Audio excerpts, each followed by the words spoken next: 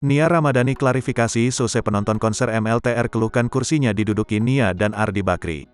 Nia Ramadhani klarifikasi perihal dituding merebut tempat duduk nomor 35 dan 36 milik penonton konser Michael Learn to Rock, MLTR. Nia mengaku hadir sebagai tamu undangan. Ia tidak memiliki tiket dan nomor duduk. Oleh panitia, Nia Ramadhani dan Ardi Bakri diberi kartu all access dan tempat duduk yang disiapkan panitia.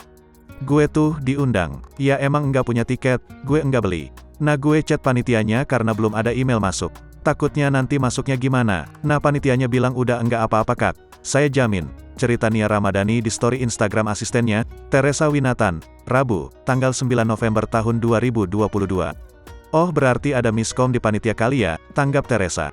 Nia dan Ardi lantas diarahkan panitia untuk duduk di seat 35 dan 36. Ya udah kan, kita lewat pintu samping. Terus ada kursi 04. Kita diarahin duduk di situ, lanjut Nia Ramadhani. Soalnya ada orang yang lo dudukin seatnya, tanggap Teresa Winatan. Oh gitu, ya gak tahu orang gak punya tiket gue. Tiba-tiba gue dikalungin all access. Dan gak ada juga orang yang datang buat bilang, mbak ini bukan kursinya mbak.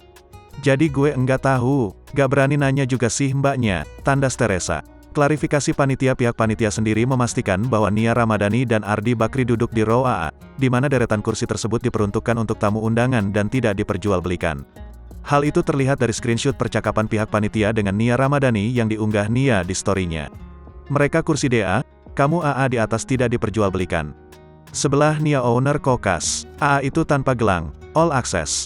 Itu dia gak beli juga. Itu jatah klien Telkom bos tapi gak dipakai. Mungkin dijual, chat panitia. Panitia tersebut juga akan membawa tudingan tersebut ke ranah hukum. Ngawur itu, kita lagi usut.